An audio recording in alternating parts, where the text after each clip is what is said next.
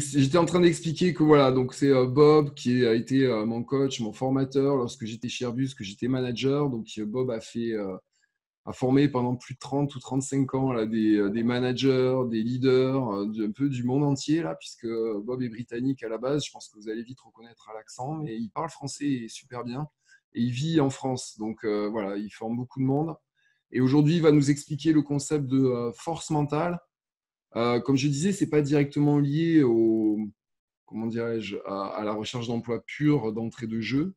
Mais ce qui est intéressant, c'est de faire un step back, là, de prendre du recul pour justement comprendre un petit peu qui on est, dans quoi on est fort, dans quoi on se sent moins à l'aise, pour comprendre un petit peu comment on peut s'améliorer dans sa recherche d'emploi, comment on peut s'améliorer sur son CV, sur sa présentation quand on est en entretien réseau, et aussi quand on est en entretien. Donc voilà, donc je remercie Bob, je vais lui passer la main pour qu'il passe à la présentation. Donc, tout le monde peut le voir? Yes, oui, moi je le vois. Très bien. Oui. Bon, très bien. Alors, déjà, peut-être merci à Olivier pour l'occasion de présenter la force mentale. Alors, j'ai une présentation qui va durer une trentaine de minutes maximum. Donc, comme il a dit Olivier, je suis britannique, donc avec un accent toujours britannique. Je suis en France depuis 30 ans maintenant, donc j'habite à Blagnac, à Toulouse. Et en fait, je suis formateur, consultant, coach, et je travaille avec plutôt dans des entreprises un peu corporate, comme Airbus, comme Microsoft, comme Dassault, comme Amazon, ce type d'entreprise. Mais je travaille aussi avec des individus. En fait, mon monde, c'est plutôt le développement du leadership, dans lequel j'ai intégré l'approche force mentale il y a 14 ans maintenant. Voilà. Quoi d'autre? Bien, peut-être on va démarrer. Donc, on est la fonction chat. Donc, si vous avez des questions pendant que je déroule mon présentation, n'hésitez pas à mettre une question. Si vous ne le comprenez pas, n'hésitez pas à allumer votre microphone et dire « Wow, Bob, on ne comprend pas ». Je sais que j'ai un accent. Je pense que je parle assez correctement le français. Ça prend quelques minutes pour s'habituer à l'accent. Et en règle générale, ça marche. Et même des fois, les gens y trouvent ça. Ah, c'est assez sympa, ça, cet accent-là. Voilà. Donc, on va voir. Donc, je déroule mon présentation. N'hésite pas à m'interrompre, mettre une question ou allumer le micro. Voilà. Alors, la force mentale. Donc, comme je dis, je suis intéressé à la force mentale il y a 14 ans maintenant. En fait, j'étais formé à la force mentale. Je l'ai intégré dans mon démarche de leadership. Et aujourd'hui, en fait, je suis maître formateur accrédité. Voilà. Ça montre un peu que j'ai un peu d'expérience dans le sujet, un sujet que je trouve passionnant, qui est peut-être un peu moins connu en France que dans d'autres pays. Je pense que c'est un sujet qui est assez bien compris dans les pays anglo-saxons, mais peut-être moins bien compris en France. Donc aujourd'hui, l'objectif pour moi, c'est d'expliquer un petit peu pourquoi la force mentale est importante, surtout pour moi, je considère que c'est important. Un petit peu d'histoire, où devient la force mentale. On va voir que c'est pas forcément quelque chose de nouveau. Ça existe depuis peut-être même des siècles. Mais les gens qui sont intéressés au sujet d'agir il y a 100 ans, même s'ils n'appelaient pas ça à l'époque la force mentale, on va le définir parce qu'il y a pas mal de définitions de force mentale. On va savoir comment on peut mesurer notre force mentale. Est-ce que j'en ai? Est-ce que j'en ai pas? Est-ce que j'ai moyennement? Et puis on va voir comment je peux développer ma force mentale. Si j'ai pas trop, est-ce que je peux avoir beaucoup? Si j'ai déjà beaucoup, est-ce que je peux avoir même beaucoup plus? Alors, je vais peut-être juste poser une petite question là. Est-ce qu'on m'entend bien? Est-ce qu'on comprend bien? Peut-être quelques personnes peuvent juste dire oui, non, plus vite, moins vite. C'est très bien. Très bien. On entend très bien. On entend très bien. On m'en comprend quand même? Oui, absolument. Oui, très bien. Allez, merci. Alors, je continue. Donc, alors, on va rester faire quelque chose un tout petit peu interactif, quand même, petit quiz. Donc, vous allez mettre dans le chat box quelle image parmi ces 4 images représente le force mentale le mieux pour vous? Donc, vous allez juste mettre A, B, C ou D. Quelle image pour vous, quand vous pensez à la force mentale, c'est quoi l'image qui correspond le plus? Donc, C, il doit y avoir quelques C. D'autres. A, B, C, D. Oh, Olivier, il triche. Là, D. Ah, très bien, c'est pas... Voilà, il y a quelques C. D, encore un C. Un A. B, S, C. Ouais. C et D, OK. Voilà, c'est vrai, en règle générale, quand je fais ça, la plupart des gens, ils vont choisir, c'est vrai, plutôt le C ou le B. Donc, c'est souvent des hommes, c'est plutôt physique, mais c'est toujours un peu, comment je peux dire, sportif. Voilà, on montre un peu une force physique. Donc, ça, c'est les images. Maintenant, vous allez faire la même chose. Quand on parle de force mentale, quels sont les mots qui viennent dans la tête? Vous pensez de quoi quand on parle de force mentale? Est-ce que vous pensez du métier, d'un type de personne, un adjectif? Quelques mots qui pour vous décrivent la force mentale. Ah oui, la force mentale, c'est ça. Donc, on va voir qu'est-ce qui sort. Perseverance, ouais, OK. Résistance, persuasion. C'est clairement des mots qu'on lit équilibre. C'est vrai, c'est des gens qui sont plutôt équilibrés. C'est vrai, on peut appeler ça le ténacité mentale, parce qu'en anglais, en fait, c'est mental toughness. Donc, c'est traduit comme force mentale en français. Ça peut être force de caractère. C'est vrai, quand j'ai commencé mon carrière de formateur il y a 35 ans maintenant en Angleterre, j'étais plutôt dans une démarche un peu outdoor, où on a amené les gens un peu en montagne pour faire des activités. On parlait souvent de character building. Sagesse, c'est vrai, je pense que les gens qui ont une force mentale élevée, il y a une certaine sagesse. On va voir que ce n'est pas les gens qui vont raser les autres, ce n'est pas les gens qui vont raser non plus. Sportif, mental, c'est vrai, je pense que le force mentale, on lié souvent avec le monde du sport. On entend souvent dans des matchs de tennis ou des matchs de foot. Je me souviens, il n'y a pas longtemps, il avait Roger Federer, il jouait contre quelqu'un, il a perdu les premières 2 manches. Et puis, grâce à sa force mentale, il a gagné les 3 suivants, donc il a gagné la partie. Et c'est vrai qu'entre le 2e et 3e, il n'est pas parti, fait quelques tests, etc. Il a fait quelque chose en lui-même pour sortir son force mentale pour arriver. Donc, c'est utilisé beaucoup dans le monde du sport.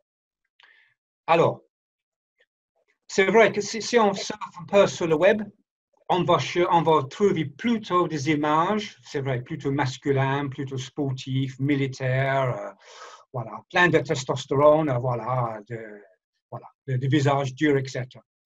Mais bon, c'est aussi quelque chose qui concerne un peu tout le monde. Hein? Les infirmières, moi j'ai réfléchi un petit peu sur cette crise qu'on a vécue juste là.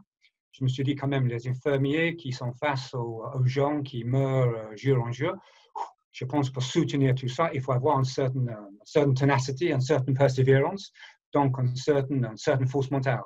Donc, les gens qui se pointent aux accidents, gérer des réunions difficiles, même gérer une classe d'ado un peu compliquée, quand même, il faut un peu de force mentale. Donc, la force mentale, ce n'est pas une question de muscles et testostérone. C'est pas quelque chose de physique.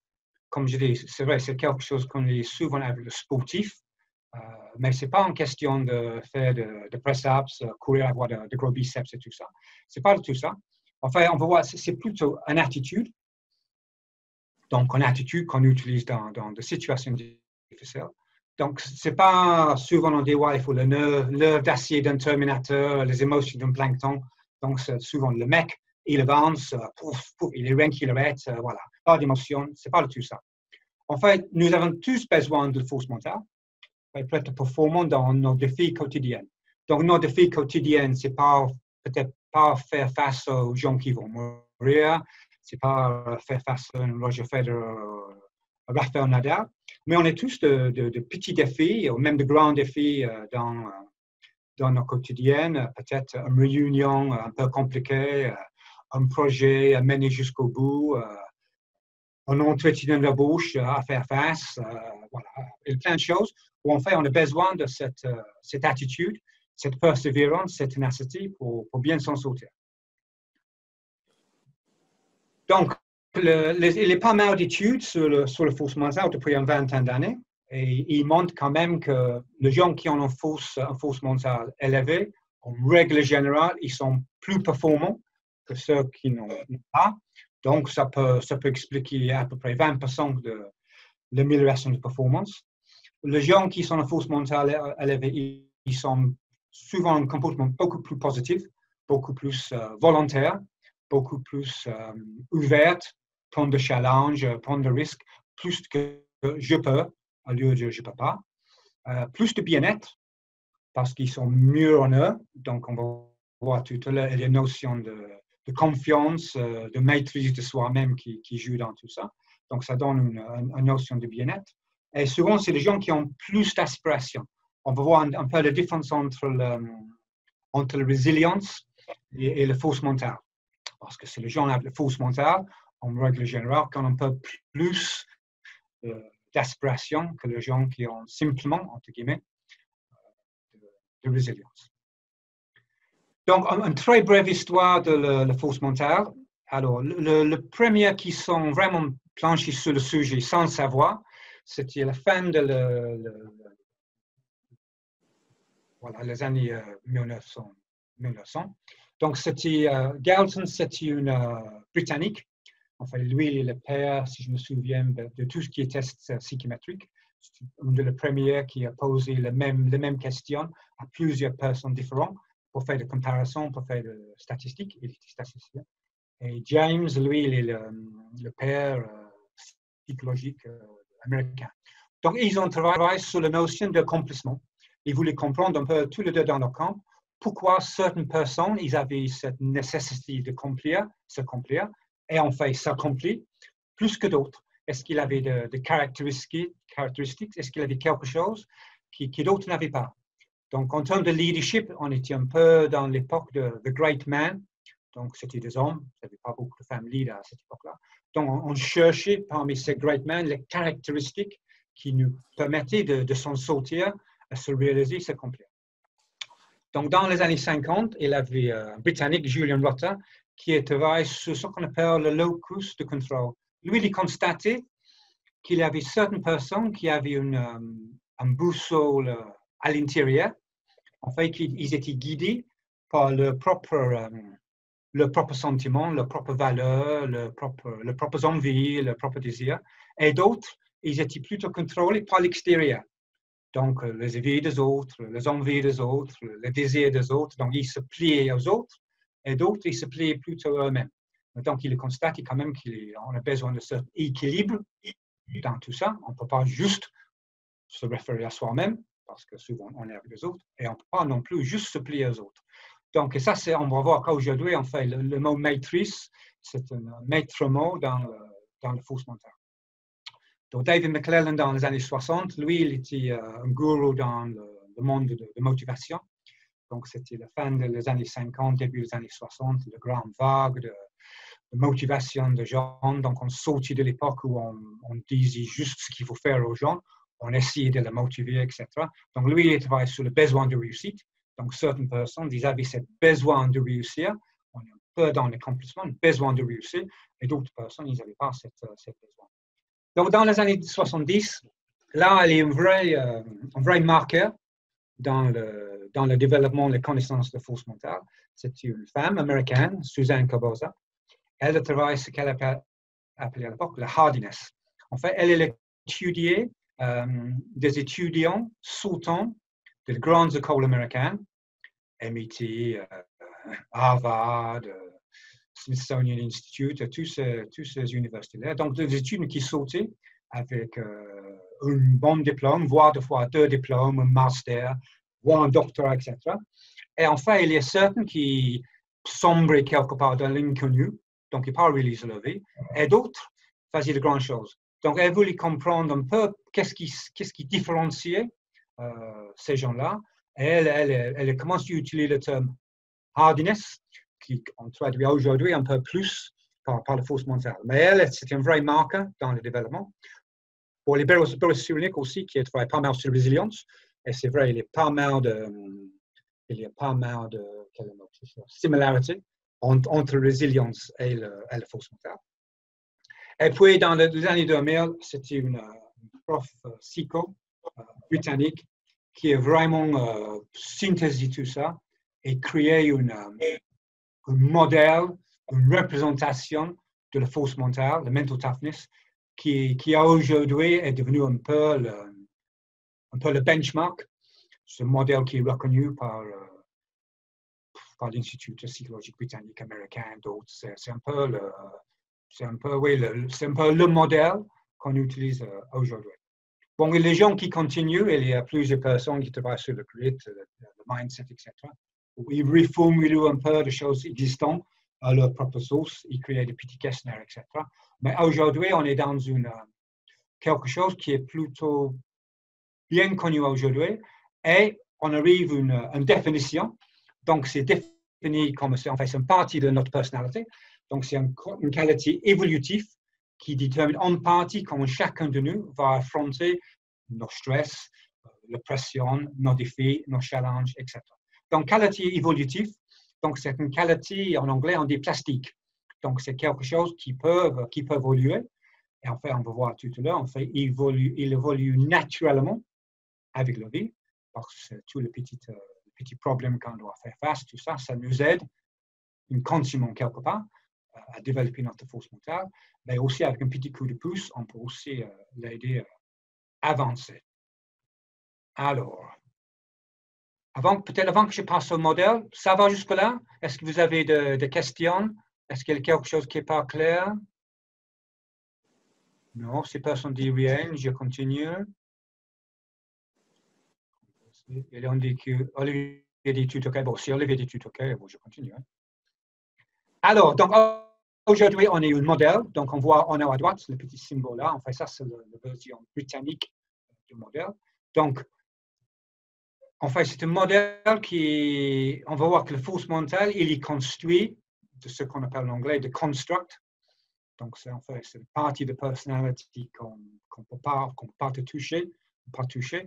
C'est un peu comme l'ego, le soi, tout ça. On ne peut pas le toucher, mais on peut commencer à le comprendre et mesurer plutôt par ce qu'on voit et ce qu'on entend. Donc, il y a un premier élément qui tourne autour de l'engagement. Donc, on voit que les gens qui sont cette force mentale, on a vu dans le mot la persévérance, la ténacité, il y a une notion d'engagement. Donc, je m'engage à quelque chose et je vais jusqu'au bout.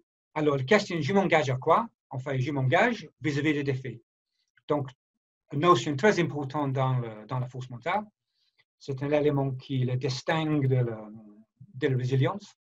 Dans la force mentale, les gens qui sont cette force mentale élevée, en fait, ils vont chercher des défis. C'est un peu la grande différence entre la résilience et la force mentale. Les gens qui sont résilients, règle générale, ils sont capables à faire face à un grand défi quand ça vient, une grosse pression, un gros stress. Donc, ils vont faire face, ils vont s'en sortir, mais ils ne vont pas aller chercher les défis. La différence avec les gens qui ont la force mentale, c'est qu'ils vont proactivement chercher les défis. Donc, c'est vrai, c'est quelque chose qu'on cherche, qu'on trouve parmi les sportifs, parce que les sportifs, ils vont chercher les défis. Si tu prends un Roger Federer aujourd'hui, je pense qu'il peut prendre une retraite, il est millionnaire, mais enfin, lui, c'est quelqu'un, il me semble, qui a une force mentale élevée, il cherche le défi. Donc, les entrepreneurs, en règle générale, ils ont aussi cette notion de défi, challenge assez élevée. Donc, il y a aussi la notion de confiance en soi, confiance interpersonnelle, confiance dans ses capacités. Et il y a une notion de maîtrise de sa vie, maîtrise de ses émotions. Donc, ça, c'est les 4 grands éléments. Et en fait, si on combine ces grands éléments-là, qu'on trouve la force mentale. Donc, la force mentale est au centre de tout ça. C'est un petit peu plus compliqué que ça, parce que chacun de ces grands domaines, en fait, il est divisé en 2. Donc, dans l'engagement, il y a cette notion d'orientation résultat. Donc, ça, c'est où on va trouver la persévérance, la ténacité. Donc, c'est le gens qui veut gagner. Ce n'est pas juste entreprendre quelque chose et faire bien, il veut gagner. Donc, Roger Federer, quand il joue, ce n'est pas juste pour jouer, même s'il dit plusieurs fois qu'il adore jouer, je pense quand même qu'il veut gagner.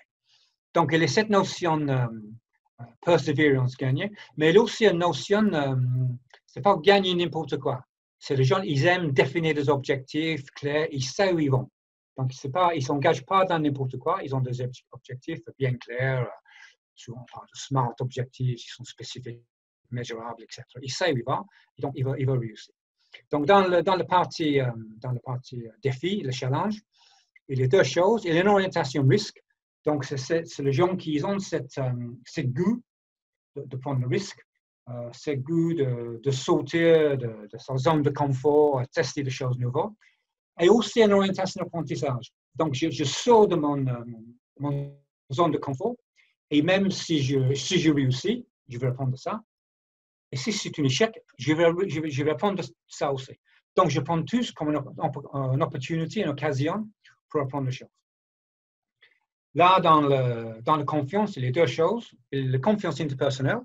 Donc, ça, c'est ma capacité peut-être à faire face à des gens difficiles, mon capacité de me sortir dans des situations difficiles, être assertif, donner mes arguments, pas être écrasé par les autres. Et il y a une notion de confiance dans mes capacités. Je sais ce que je sais. Et voilà, je n'ai pas peur de dire, voilà, j'ai raison, ça, j'ai étudié le sujet que je sais, donc je sais ce que je sais, mais aussi je sais que je ne sais pas. Et puis le dernier, la maîtrise, il y a deux aspects, c'est la maîtrise de vie, donc je maîtrise ma vie, donc je ne vais pas n'importe où dans ma vie, je décide pour moi-même où je vais, qu'est-ce que je vais faire, est-ce que je dis oui, est-ce que je dis non, quelque chose. Et une maîtrise émotionnelle. Donc, pas maîtrise, ce n'est pas une question que je décide d'être en colère, être heureuse, etc. Mais c'est plutôt une capacité de maîtriser la manifestation de mes émotions. Donc, je vais rester calme, même si je suis en colère. Je sais que je suis en colère, mais je ne vais pas forcément taper sur la table, crier, sauter de gorge, etc. Donc, tout ça, qui est beaucoup, tout ça, ça nous permet de voir un peu tout ce qui est dans le force mentale. Donc, ce côté-là, je vais cliquer, voilà. Ça, c'est notre orientation externe.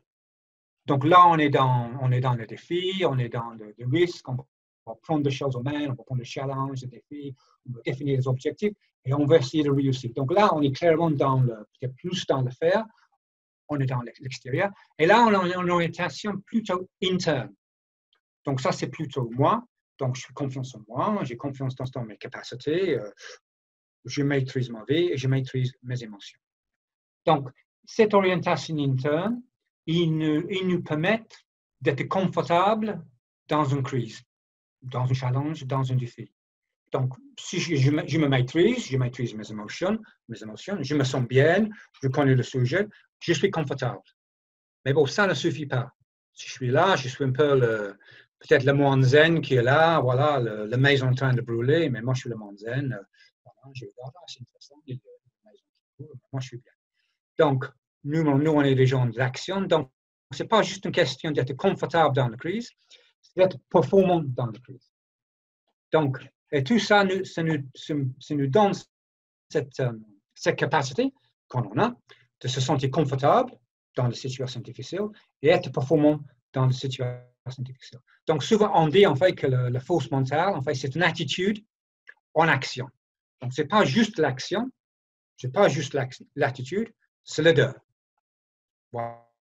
Donc, ça, c'est le modèle qu'on utilise aujourd'hui. Donc, moi, quand je travaille avec les gens, on va voir un peu plus tard, il y a les questionnaires, la façon de voir tout ça. J'aide les gens à développer le parti qu'ils ont besoin de développer parce qu'on peut avoir des niveaux dans chaque partie différente. On peut avoir une très bonne orientation résultat avec un manque de confiance en soi, etc.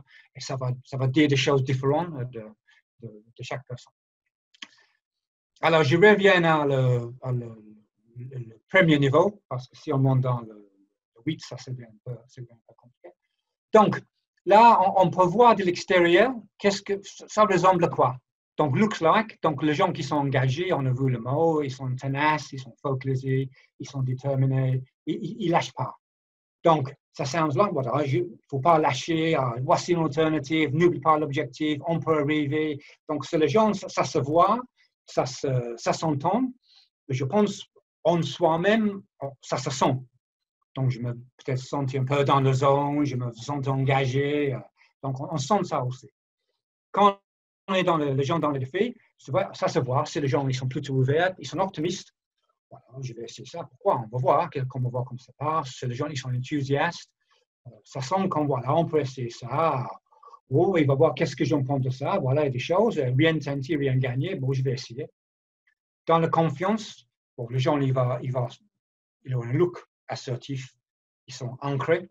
Ils sont bien où ils sont. C'est les gens influents. J'ai vu tout à l'heure quelqu'un nommer le mot influence. C'est les gens qui sont capables de donner des arguments. Ils ne vont pas être écrasés par les autres. S'ils ne sont pas d'accord avec l'autre, ils disent excuse-moi, je ne suis pas d'accord avec vous parce que j'ai un autre point de vue. Ils ne vont pas forcément attaquer la personne, mais ils vont attaquer les arguments. Donc, c'est là, j'ai appris qu'il me semble que je ne suis pas d'accord avec vos arguments. Donc, il va exprimer, il va se fermer. Et les gens qui sont dans la maîtrise de la situation, ils sont calmes, ils sont décisifs, ils sont mesurés, donc ils ne paniquent pas. Ils sont là, il y a la maison qui brûle, mais ils prennent le temps pour comprendre. On va sortir par eux, qu'est-ce qu'on va faire? Il ne faut pas paniquer, on va s'en sortir. Il reste concentré sur l'ici et maintenant. On ne va pas imaginer ce qu'on a fait avant, après, mais qu'est-ce qu'on fait dans ces situations-là? Donc, même si c'est quelque chose qui est à l'intérieur de nous, il y a des mesures peut-être un peu plus subjectives qui nous permettent de voir si les gens l'ont, non pas. Voilà. Alors, est-ce qu'on est le fausse mental? Sans doute, parce qu'on est tous un peu le fausse mental. Donc, le fausse mental, il suit une distribution gaussienne, normale. Donc, dans une population, on va trouver des gens qui sont plutôt peur de fausse mental. On va trouver des gens qui ont plutôt le fausse mental élevé. Et puis, on va trouver beaucoup de gens au milieu qui ont fausse mental moyen. Donc, alors, ça, c'est l'hypothèse de base les chercheurs. Donc, ils ont fait des recherches, ils ont dit que c'est distribué comme ça. Donc, moi, quand j'ai commencé, quand j'ai pris en main l'approche en France, il y a 14 ans, donc la première chose que je voulais faire, moi, je voulais valider ça. Donc, j'ai fait des tests. Il y a des tests qui existent. Donc, j'ai testé des gens. Et en fait, j'ai reproduit une courbe qui est normale. Donc, c'est une jolie courbe gaussienne. Le moyenne, il est un peu déplacé. Normalement, le moyenne, il tourne à 5,5. Là, il est plutôt à 6. Mais je trouve quand même, il ressemble la courbe normale. Donc, ça m'a confirmé dans mon pratique au début. Parce que moi, je suis un ingénieur de base. Je suis un ingénieur chimiste. J'ai passé dans une vie précédente une dizaine d'années dans les recherches en chimie, etc. Donc, j'ai un côté ingénieur qui va m'assurer de faire. Donc, j'ai fait ça. Et aussi, j'ai comparé le moyenne en France avec le moyenne gaussienne. Donc, si c'est une courbe distribuée normalement pour le fausse mental, donc c'est distribué normalement pour le 4 facteurs. Donc, on doit avoir une moyenne à 5,5 si on prend une large population. Et donc, je suis arrivé à 5, 7, 6. Donc, ce n'est pas le pire point, mais quand même, j'étais assez confirmé. Moi, ça m'a confirmé que oui, on peut dire qu'il est distribué d'une façon gaussienne. Donc, il y a des questionnaires qui existent. Il y a une suite de questionnaires qui s'appelle MTQ, Mental Toughness Questionnaires. C'était le questionnaire créé par le psychologue britannique il y a plusieurs années. Il y a plusieurs formes. Il y a un questionnaire qui vous donne juste votre force mentale globale. Il y a un questionnaire qui vous donne la force mentale de la 4 dimensions, la 8 dimensions, etc. Et ce questionnaire, il existe je sais pas, aujourd'hui, une dizaine de langues, anglais, français, allemand, hollandais, chinois. La force mentale, c'est quelque chose qui se développe beaucoup en Chine. J'ai quelques gens sur LinkedIn avec lesquels je correspond. Ils font beaucoup de formation en force mentale en Chine. Donc, ce qui est intéressant en utilisant le questionnaire, on peut voir en fait où on est de trou. Donc, on peut avoir une force mentale à 6, qui est ni haut ni bas, on va dire que c'est peut-être plutôt un peu plus haut que plus bas, ben, on peut avoir peut-être certains thèmes qui sont un peu plus élevés et d'autres thèmes qui sont un peu plus bas. Donc, on peut essayer avec ça, ça nous permet de cibler peut-être des actions, peut-être par exemple quelqu'un comme ça, peut-être lui, il doit travailler un peu plus sur cette notion de défi, donc cette notion de prendre des risques, apprendre ses erreurs, etc. Donc, je prends plusieurs exemples. Là, moi, je travaille avec plusieurs personnes qui ont une force mentale plutôt élevée. Donc, quand on est à 8, là, on a dit quand même, ce n'est pas le plus élevé. Donc, nous, le 9-10, c'est le plus élevé. 7-8, c'est assez élevé. 5-6, c'est moyenne. 3-4, quand même, c'est plutôt bas. Et 1-2, quand même, c'est dans les bas. Donc là, c'est quelqu'un qui a une force mentale plutôt élevée. Mais on peut trouver des gens, quand même, ils ont cette trou dans la raquette. Donc, c'est des gens ils ont cette goût de prendre le défi, ils ont une confiance en soi, ils vont s'engager de réaliser ce qu'ils ont pris en main.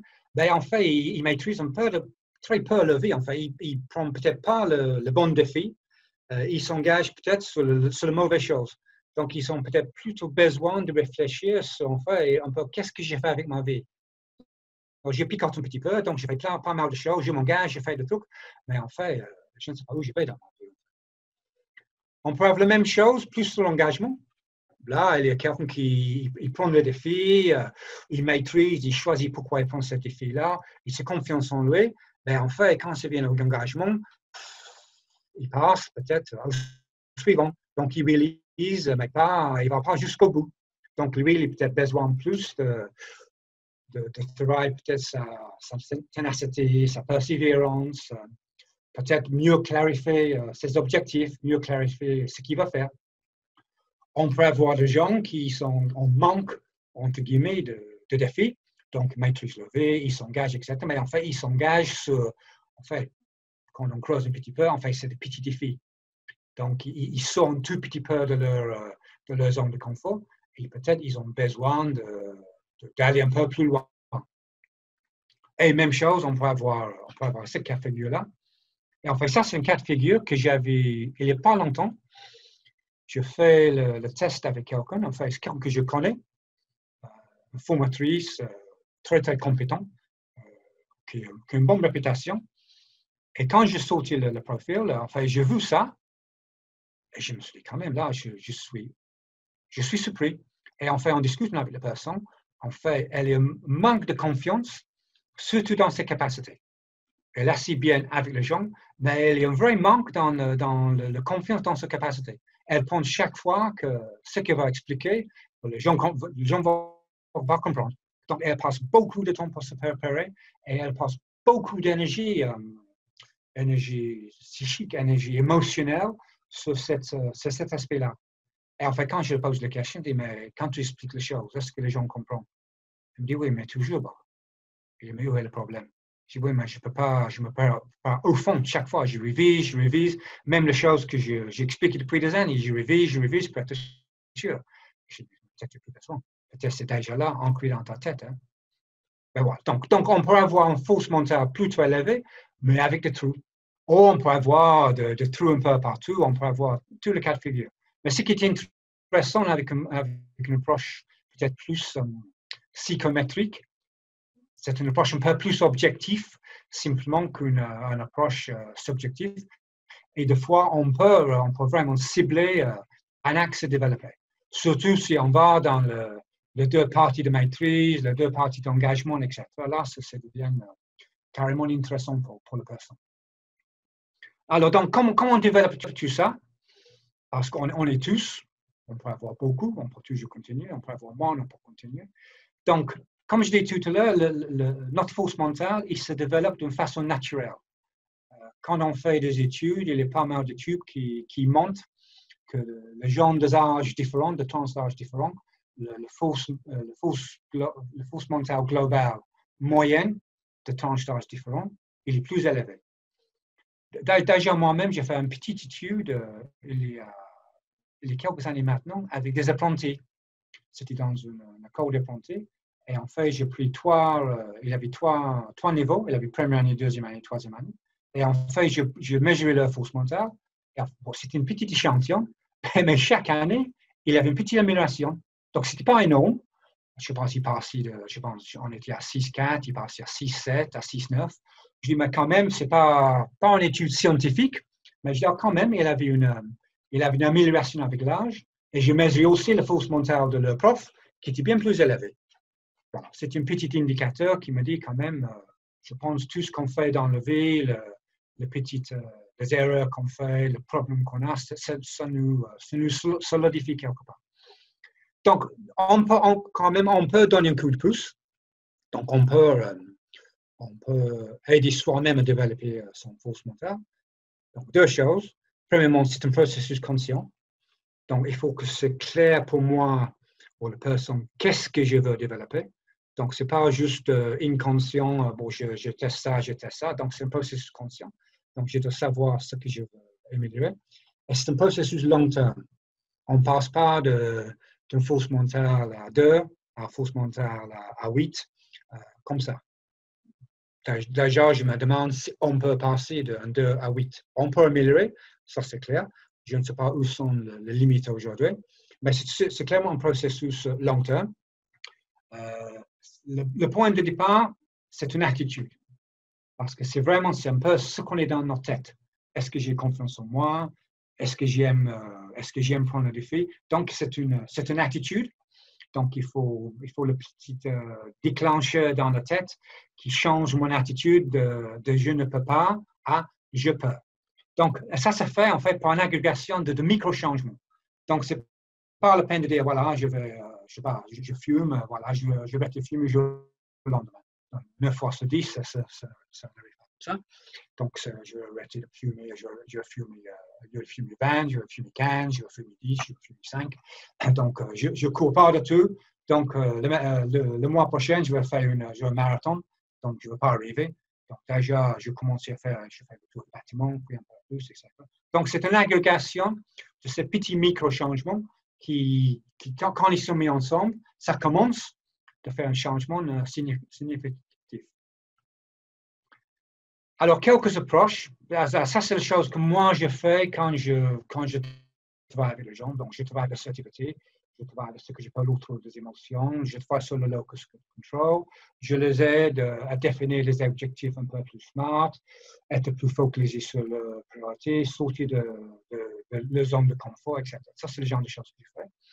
Juste quelques petits exemples.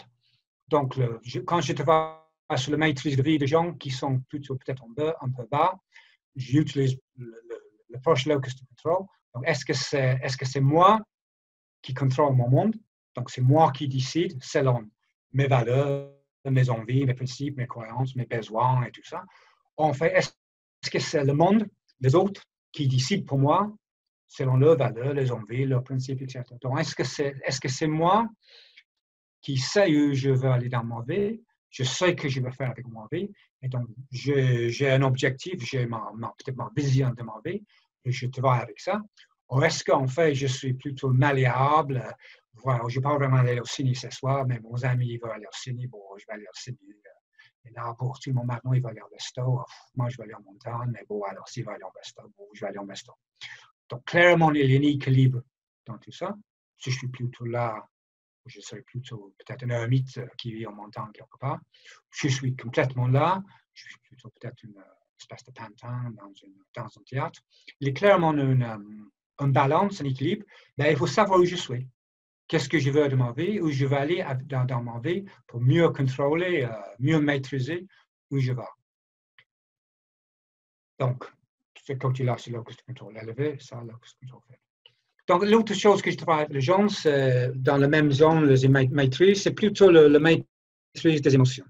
Donc, souvent, les gens me disent, oui, moi, je n'arrive pas à mes émotions. Quand je suis en colère, je passe d'être neutre à furieuse, comme ça. Donc, il y a quelqu'un qui dit que j'explose. Alors, la plupart de nous, on n'explose pas. On a le sentiment d'exploser, mais si on regarde le film, un peu en arrière, on va voir qu'en fait, souvent, ça commence par le fait qu'on se sent un peu contrarié, on se sent un peu irrité, on se sent un peu agacé, on se sent outré, et puis on devient furieux à la fin. Donc, il y a cette montée émotionnelle. Donc, moi, j'appelle ça l'autoroute d'émotion. Donc, les gens qui passent assez rapidement, c'est vrai, comme tu regardes, ils explosent assez facilement. Mais même ces gens-là, je pense, avec un peu d'effort, ils peuvent voir le petit signe qui lui dit, ah, là, je me sens contrarié, là, je me sens un peu irrité, là. Qu'est-ce que j'ai fait avec ça? Même chose avec le surprise. On ne passe pas d'être neutre à complètement dérouté par quelque chose comme ça. Souvent, au début, on est un peu distrait, puis on est étonné, et puis on est perplexe, un peu estomaqué, puis on est complètement dérouté. Donc, si je peux toucher cette montée émotionnelle en moi, je peux l'arrêter quelque part. Je peux dire, si je suis avec les autres, oh là là, je me sens irrité là. Qu'est-ce qui passe? Qu'est-ce qui m'arrive? Parce que si je continue, là, je vais exploser. Là, je suis étonné. Qu'est-ce que je fais avec cette sensation d'étonnement? Parce que si je fais rien avec ça, je vais être complètement dérouté. Donc, j'aide les gens de mettre un peu des mots sur des émotions qui sont plutôt ressenties. Voilà. Donc, je pense qu'on peut conclure en disant que la force mentale, en fait, c'est l'attitude qui nous donne la confiance à faire face à nos défis. Je pense que ça, c'est peut-être les deux maîtres mots. Et derrière, ça nous permet de maîtriser notre engagement dans l'action. Donc, il y a un défi qui arrive, je me sens confiant, j'ai les compétences, j'ai les capacités, si je n'ai pas, je vais l'acquérir, je me sens bien à moi. Donc, je vais faire face à cet défi. Je suis capable de maîtriser, me contrôler, mon engagement dans l'action pour réussir. Donc là, on va passer au Q&A, questions and answers. Donc, je pense que j'étais dans le temps, c'était un peu rapide. Voilà. Vous êtes toujours là? Ouais, bah, super. Bah, écoute, oui, merci Bob. On est là, on t'écoute patiemment. C'était super. Donc, merci beaucoup. C'était le bon timing. Ça c'est quelque chose. J'ai fait un webinaire hier pour les étudiants. Ils étaient à 20 ans. J'ai demandé de temps en temps, mettez quelque chose dans le chat. Juste dire, je suis toujours là. C'est toujours une façon parce qu'on parle d'un écran. Et des fois, on dit, ah, peut-être je parle à moi-même. Ouais. Bon, voilà, Q&A, questions and answers. Donc, je te laisse gérer, Olivier. Oui, bien sûr. Ouais, mais merci beaucoup, Bob, pour cette présentation. C'était super sympa. Même moi qui avais eu un petit débrief avec toi, bah, je découvre toujours des choses. Donc, c'est super. C'est vraiment très, très bien. Voilà, donc n'hésitez pas à poser vos questions. Il y a une personne qui demandait, on peut revoir le slide, quelques approches, s'il te plaît. Mais oui, Egil, c'est Egil qui pose la question, mais n'hésitez pas à poser vos questions.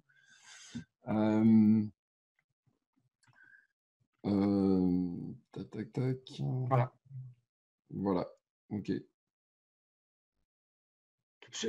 C'est des approches, en fait, c'est des outils, c'est des techniques, c'est des choses que j'utilise avec les gens selon leur problématique. Donc, quand c'est une question peut-être de défi, je vais travailler plutôt avec les zones de confort, les aider à prendre le petit pas dehors de la zone de confort. Donc, on lit pas mal de choses sur la zone de confort en disant que c'est pas bon la zone de confort, il faut toujours sortir de son zone de confort. Personnellement, je ne suis pas d'accord. Je pense que dans nos zones de confort, il y a plein de choses, plein de bonnes choses, des choses qu'on maîtrise, des choses qu'on sait, des choses qu'on sait bien faire. Roger Federer, il joue au tennis. Il ne fait pas d'autre chose. C'est pas un kayakiste, il ne joue pas au foot, il est dans son zone de confort. Donc, je pense qu'on peut mener une belle vie dans nos zones de confort. Mais des fois, il faut sauter petit par petit dans ce qu'on appelle la zone d'apprentissage pour grandir, peut-être sans aller dans la zone de danger, où là, on se sent vraiment en danger. Super. Donc, il y a une Vous m'entendez? Oui. Vas-y. Bonjour. Bon, alors, voilà, enchanté Bob Larcher. Olivier, on se connaît. Je suis Carole. Donc, ce que vous êtes en train de me dire, hein, ça me parle totalement. D'ailleurs, pour moi, je l'appelle la règle de 3. Pourquoi la règle de 3? Parce que tout est en nous, mais malheureusement, on n'arrive pas forcément à le décrypter. Ouais. Alors, je vous explique, hein, c'est un peu compliqué. C'est une méthode que moi, je me suis accaparée personnellement, puisque je ne trouvais pas de livre qui m'expliquait autrement, qui était la surefficience, la normalité, la sous-efficience, voyez-vous. Oui. Et on la retrouve dans le monde du travail avec la règle de 3, qui est le monde primaire, non, tertiaire, hein, secondaire et non, primaire, tertiaire et secondaire, quoi. Je ne sais plus exactement parce que là, je suis un peu troublée puisque je n'ai pas mes papiers sous les yeux. Bon, bref. Et j'ai l'impression que ce que vous êtes en train de nous dire, quoi, du moins, ce que j'ai compris, on va dire, parce que peut-être que tout le monde ne comprend pas de la même façon non plus, c'est que pour trouver le problème, il faut déjà savoir de quoi parle-t-on. Ah, ça, c'est pour moi, enfin, Et ce que je suis en train de me poser comme question, c'est qu'effectivement, il faudrait presque avoir toujours un coach derrière soi. Alors, un peu comme le système du réseau, si vous préférez. Ouais. Mais trouver les bonnes ressources au bon endroit, au bon moment, quoi. Alors, est-ce qu'il faut toujours avoir un coach derrière ou côté de toi? Pas convaincu. Je peux dire oui, comme ça, je peux vendre le coaching, mais ce n'est pas l'objectif. Je ne suis pas convaincu qu'il faut un coach. Alors, par contre, sur la définition, je suis assez d'accord. Il faut savoir de quoi on parle. Donc, ça, c'est pourquoi une des raisons, je fais pas mal de séminaires, webinaires de ce type-là. Je fais d'autres webinaires qui sont plutôt payants, où on va aller plus loin, on va creuser le sujet, etc. Mais j'ai essayé, en fait, de démystifier les choses parce qu'il y a beaucoup de gens qui disent n'importe quoi. Ils ne savent pas qu'est-ce que c'est la force mentale, donc ils pensent que c'est une question de « ouais, il faut que je me muscle, il faut que je suis là, voilà, je montre que je suis confiant, etc. » Donc, ce n'est pas tout ça. Donc, il faut savoir de quoi on parle. Donc, déjà, c'est une attitude. Voilà, c'est ça. C'est que c'est une question aussi d'éthique. Oui, bien sûr. C'est comprendre ce que veut dire l'éthique. Que ça soit en société, que ça soit en fait dans le monde que l'on vit en tant que personne à vie privée, à vie sociétale, et ceci dans le monde aujourd'hui tel qu'il est. On est bien d'accord. Bien sûr. Mais comme je dis, il me semble que la force mentale est utile. Je pense quelque chose d'intéressant à voir. Donc, une force mentale, pas forcément une force mentale à 10, mais une force mentale plutôt élevée. Comme ça, je me sentis bien dans ma vie. Il me semble que ce que j'étudie, les gens qui sont une force mentale plutôt élevée, ils ont un bien-être qui est mieux que les autres. Donc, moi, je ne cherche pas à vendre la force mentale aux gens pour être plutôt plus performants au boulot, mener plus de projets. C'est pas ça. Pour moi, je suis bien dans ma vie. Je ne suis pas là, je ne suis pas en manque de confiance en moi, je ne sais pas quoi faire, je suis mal à l'aise. Non, mais je suis bien. Je suis bien. Mais le fait d'être bien dans sa vie, c'est aussi de respecter autrui. Donc, ça fait partie du jeu. C'est-à-dire qu'on peut, comme vous le disiez tout à l'heure, avec la montée en colère, par exemple, hein, jusqu'à être frustré et ainsi de suite. Donc, cette montée en colère, c'est justement, de savoir où on se place déjà pour ne pas aller dans l'extrême ou à l'inverse, voyez-vous. C'est avoir une éthique qui est générale, mais qui correspond à la normalité et pour lequel on peut communiquer sans forcément s'énerver. Donc, il y a une autre question à laquelle moi, juste pour finir, peut-être, il y a dans la maîtrise émotionnelle, donc c'est bien une maîtrise. Ce n'est pas contrôler. Donc, ce n'est pas nier qu'il y a l'émotion, c'est pas non, je ne suis pas en colère. Non, tout va bien. Non, ça va. C'est être conscient. Là je commence à me sentir pas bien. Voilà, je suis un peu agacé, je suis un peu irrité. Qu'est-ce que je fais avec ça? Et comment j'utilise ça en société? Je suis en réunion, c'est peut-être pas la meilleure chose à faire, peut-être en réunion, d'exploser, taper sur la table et sauter le gros mot. Donc, je passe à une question de quelqu'un d'autre parce qu'il y a une question qui me fait beaucoup parler déjà. Alors, c'était Chris qui dit la motivation dans la force mentale de l'étermination, ou est-ce que c'est complètement autre chose? Alors, c'est un peu... enfin, c'est pas dans les deux sens. Donc, c'est une attitude. Donc, si je peux avoir cette attitude, ça va me donner plus de motivation pour faire des choses. Donc, on peut dire que ça commence avec l'attitude. On peut aussi dire, si je n'ai pas l'attitude, je peux commencer peut-être en essayant de faire de petites choses pour voir que je réussis, qui me donnent la motivation, qui vont me donner l'attitude. Ah oui, je peux le faire. Donc, c'est un peu le poule et l'œuf. Qu'est-ce qui vient en première? Est-ce que c'est ce changement d'attitude? J'ai un déclic miraculeux un jour qui dit, ah oui, maintenant je peux le faire. En fait, est-ce que c'est en testant petit par petit que je réalise que je peux faire un peu plus?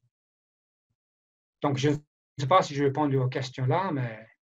Ouais, moi je pense que c'est clair, Bob. Il y avait aussi une question, merci Bob, il y avait une question sur où est-ce qu'on peut trouver des tests. Je Voilà. vais dire à la fin. Je vais dire à la fin. Ah ok, d'accord. Ok. Les tests. Ok, il y avait une personne qui demandait quel était ton score aussi, ton score en force En mentale. moi, Ouais, moi je suis en 8. La Wow. dernière fois que je me testais, j'étais à 8. ok, wow. Avec quelques petites zones d'ombre. Je ne veux pas forcément dévoguer là, mais non, je suis plutôt en 8. J'ai 65 ans, j'ai fait pas mal de choses dans ma vie. J'étais ingénieur chimiste, j'ai passé des adolescents en difficulté, j'étais moniteur sportif, j'étais directeur de centre, j'enseigne l'astronomie en parallèle, j'ai fait pas mal de choses.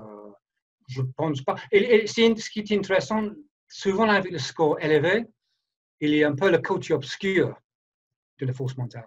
Donc, cette confiance en soi, ça peut donner une certaine arrogance. Cette maîtrise de soi, ça peut donner une certaine froideur.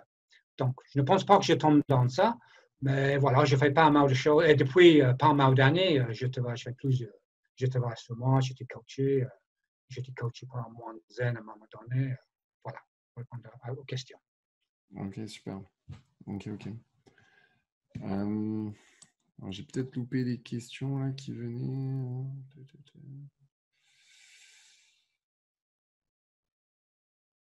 Non, j'ai pas ça. Ok. Bah, c'était franchement, c'est cool, impressionnant. Moi, de mon côté, j'ai fait le test parce que Bob m'avait proposé un test. Et ouais, j'ai réalisé qu'en fait, c'était la partie risque. C'était la partie risque qui est un peu voilà, limite chez moi. Et c'est intéressant, en fait, c'est par rapport, par exemple, si je reviens aux entretiens d'embauche, etc., si vous avez des entretiens où on vous demande vos forces et vos faiblesses, et je pense que c'est intéressant, plus vous connaissez par rapport à cette force mentale, et plus vous pouvez dire, ben moi, voilà, je suis plutôt doué là-dedans, voilà, et le sortir avec assertivité. Et puis, il y a des moments, ben, voilà, il y a des moments où je suis un peu moins fort là-dedans, et le reconnaître.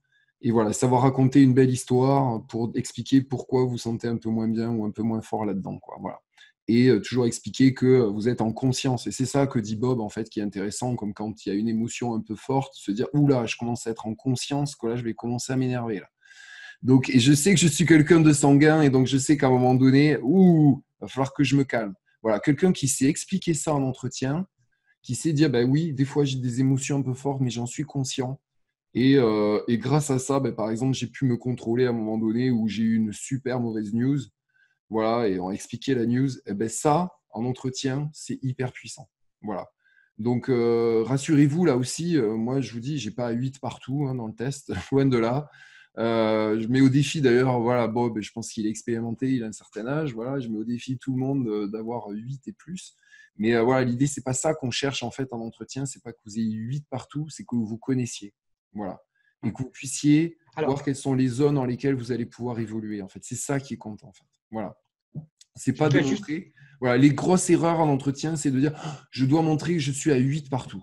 C'est complètement faux là. C'est une grosse erreur en fait qu'on retrouve voilà dans les entretiens. Donc je laisse. Et peut-être juste une question de Samuel. Ouais. Qui dit les interlocuteurs ne sont pas accessibles, blablabla. On est envie de dire ce qu'on pense. Je pense que les gens qui ont une force mentale élevée, ils vont dire ce qu'ils pensent. Donc, ils ne vont pas gueuler dessus, ils ne vont pas crier dessus, ils ne vont pas être agressifs, arrogants, etc. Mais ils vont trouver la formule pour dire clairement ce qu'ils pensent. Il va contrôler ou maîtriser le contenu émotionnel. Donc, il va dire, ouais, mais c'est nul, vous n'êtes jamais disponible, c'est pas normal, donc il ne va pas faire bleu, mais il va clairement dire les gens qui ont force mentale élevée, ils disent ce qu'ils ont à dire, mais ils disent dans une façon où c'est assumé. Comme je dis, c'est pas agressif, c'est pas arrogant. Donc peut-être ce qui a travaillé ça, là, c'est il faut peut-être dépasser ce sentiment de ouais, on m'a oublié, on me traite mal, etc. Donc il faut que je mette ça à part. Donc comment je peux dire ça? Je traite plutôt le comportement de la personne et pas la personne. Je pense que ça, c'est quelque chose d'intéressant dans la force mentale. Les gens qui sont en force mentale élevée, ils ne vont pas attaquer la personne proprement dite. Ils vont attaquer ou commenter ce que la personne a fait. Donc là, en fait, vous ne m'avez pas répondu dans le temps, mais je trouve ça pas normal. Il me semble normal que si j'ai envoyé une lettre, vous aurez dû me répondre dans le temps donné. Je ne veux pas contacter, mais c'est nous ce que tu fais là, je lui envoie un truc, vous ne répondez même pas. Donc, je n'attaque pas la personne dans son être, mais je commente la personne dans son comportement. Donc, il faut la maîtrise de soi pour ne pas être pris par la partie émotionnelle. Parce que je peux comprendre que, voilà, quand il n'est pas dans la transparence, on est frustré, sans doute. J'ai envie de dire des choses. Hein. Claire. Alors, je voudrais juste poser une question sur la zone de confort. Quand on parle de zone de confort, je trouve ça très incompréhensible entre un recruteur et un chercheur d'emploi qui vient à un entretien pour lequel on nous parle souvent de sortir de sa zone de confort, et quand nous, on intervient sur justement à sortir de notre zone de confort pour rentrer en entretien et essayer d'être utile à l'autre justement en expliquant quelles sont nos compétences, on a l'impression que cette zone de confort n'est pas bien comprise. Alors, je pense que peut-être la notion de zone de confort, il mérite un webinaire, une matérialité parce que moi, je vois pas mal de posts sur LinkedIn en disant ouais, il faut sortir votre zone de confort. Votre zone de confort, c'est une nuance, c'est nous à l'extérieur de la zone de confort et le challenge, et la vie, et le rêve et tout ça. C'est juste pas vrai. C'est juste pas vrai du tout. Il y a plein de choses dans toutes nos compétences.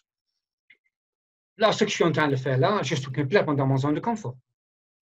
Moi, j'ai passé 35 ans devant des groupes, expliquant des choses, posant des questions. C'est pas le seul défi pour moi aujourd'hui, c'est le fait que c'est plutôt par webinaire et c'est pas face à face. Donc, il y a un petit challenge autour de comment ça marche, apprendre tout ça. Mais pour moi, répondre aux questions des gens, être dans des situations, c'est ma vie. Donc, on est tous. C'est ce qui est important, je pense, c'est de montrer aux recruteurs que vous avez une zone de confort qui, pendant les années, il se grandit. Donc, la zone de confort, c'est quelque chose qui, il me semble, on est censé être toujours dans notre zone de confort. Mais cette zone de confort, il doit être toujours en grandissant. Donc, petit par petit, j'ai acquis de nouvelles choses, je teste de nouveaux petits trucs, je les maîtrise, et ça rentre dans mon zone de confort. Donc, si je sors de mon zone de confort, je pense, moi, qu'est-ce que je peux imaginer comme exemple? Voilà, je ne sais pas jouer au golf. J'imagine que je suis nul en golf. Hein. Je ne sais même pas tenir le truc. Hein. Donc, ça, ce n'est pas tout dans mon zone de confort. Mais si je veux commencer à jouer au golf, à un moment donné, il va rentrer dans mon zone de confort. Donc, ce n'est plus à l'extérieur. Donc, je pense qu'il faut montrer aux recruteurs, quelque part, c'est que parmi toutes mes expériences, j'ai une zone de confort qui est grandie. Donc, j'ai acquis de nouvelles compétences et je suis toujours en train d'acquérir de nouvelles compétences.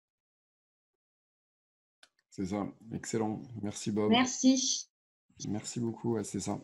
Je suis tout à fait d'accord avec toi, Bob, effectivement. Oui, un webinaire prochain sur la zone de confort, pourquoi pas, c'est une bonne idée. J'ai fait plutôt de webinaires en anglais, le séminaire en anglais pour l'instant, mais je vais lancer aussi en français. Et c'est quelque chose que je traite quand je travaille sur la partie défi. Je travaille sur cette notion de zone de confort parce qu'on est les zones de confort, on est les zones d'apprentissage. Donc ça, c'est la petite zone où je peux sortir un petit peu de mon zone de confort. C'est pas hyper confortable, mais c'est pas très dangereux. Et puis, on est la zone de confort, la partie qui est vraiment là dangereuse. Là, je me sens en difficulté. Et autour de ça, il y a vraiment la zone de chaos. Là, c'est même pas la peine. Là, je vais rien apprendre là. Tout ce que je vais faire là, c'est survivre. Ok, clair. Ouais. Alors, peut-être parce qu'on va arrêter là. Alors, peut-être juste pour finir, pour répondre aux questions sur le test. Oui. Donc, il faut que j'avance. Donc, une proposition à ceux qui sont toujours là. Alors, je vais mettre ça. Donc, si vous voulez évaluer votre niveau de force mentale et les 4 dimensions associées, donc la maîtrise, l'engagement, l'effet, vous pouvez me contacter là. Donc, pour ceux qui veulent le faire, vous allez me contacter. Et je vais vous envoyer un lien pour que vous puissiez répondre au questionnaire en ligne. Et quand vous avez rempli, parce qu'il y a un questionnaire qui s'appelle MTQ, c'est un peu le benchmark en termes de questionnaire aujourd'hui. C'est le questionnaire pour lequel moi je suis accrédité et que j'utilise depuis des années. Donc, il y a plusieurs versions. Donc, je vais vous envoyer un lien pour faire, je sais pas la version de base, mais c'est la version qui vous permet déjà d'avoir une évaluation de votre force mentale globale et votre niveau de maîtrise, engagement, défi et confiance. Donc, je vous envoie un lien, il y a chacun individuellement. Vous allez répondre aux questions en ligne. Il existe en français. Donc, vous répondez aux questions en français. Et quand vous avez répondu aux questions, j'aurai le stat. Je vous prépare un petit rapport de 2 pages avec vos résultats et je vous envoie quelques jours après. Voilà. Donc, ceux qui vont le faire, c'est gratuit. Je ne vais pas vous contacter après en disant est-ce que vous voulez que je coach, est-ce que vous connaissez autre personne. Donc, je suis mis d'accord avec Olivier au début. Si on fait ça ensemble, moi, je suis prêt à donner quelques questionnaires qui sont normalement payants, gratuits.